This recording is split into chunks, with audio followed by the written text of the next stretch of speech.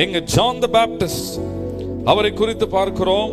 Dress வித்தியாசம், இவர் போட்டிருக்கிற பெல்ட் வித்தியாசம், இவர் சாப்பிடுற உணவும் ரொம்ப வித்தியாசம். தீர்க்க தரிசனத்துடைய நிறைவேறுதல். இந்த மனிதனுடைய வாழ்க்கை தீர்க்க தரிசனத்துடைய நிறைவேறுதல். ஏசாயாவில் கூறப்பட்ட வசனங்கள் இன்னும் பல தீர்க்க தரிசி புத்தகங்களிலே உரைக்கப்பட்ட வார்த்தைகளுடைய நிறைவேறுதல் இந்த மனுஷனோட வாழ்க்கையை. குடும்பத்துல பிறந்த அந்த யோவான் இப்பொழுது ஏன் அவர் ஒரு ஒட்டகத்துடைய தோளும் அந்த அந்த கச்சையையும் அந்த லெதர் பெல்ட்டையும் ஏன் அவர் போடணும்? ஏன் அப்படி தன்னை கடைசி நாளுக்காக எழுப்பப்பட்ட ஒரு தீர்க்கதரிசியான அடையாளமா இருக்க வேண்டும் என்பதற்காக அப்படின்னு சொன்னா.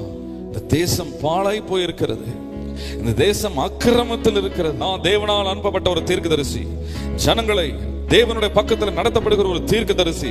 இன்றும் குன்றி குன்றி ஏன் நடக்கிறீர்கள், நீங்கள் தேவன் பக்கம் திரும்ப வேண்டும் என்று சொல்லி எல்லோரும் எச்சரித்து நடத்தப்படுகிற ஒரு மனிதன் நான்.